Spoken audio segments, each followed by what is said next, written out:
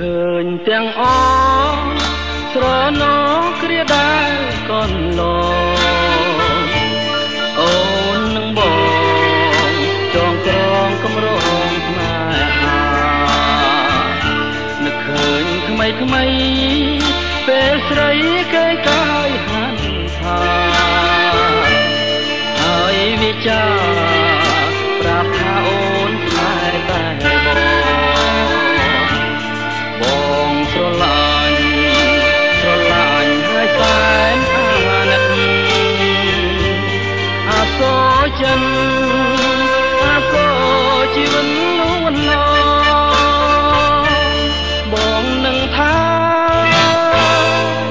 មិនអើយមកជួយចាំផងព្រះអើយខ្ញុំផ្សងពងសូមសច្ចា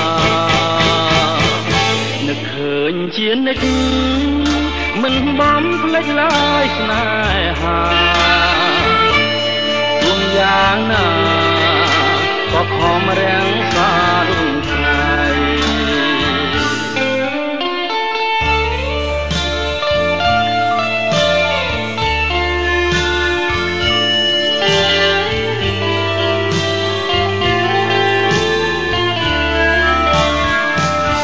នឹកឃើញទាំងអស្រណោគ្រាដែលកូនឡអូននឹងបងចងក្រងកម្រងស្នេហា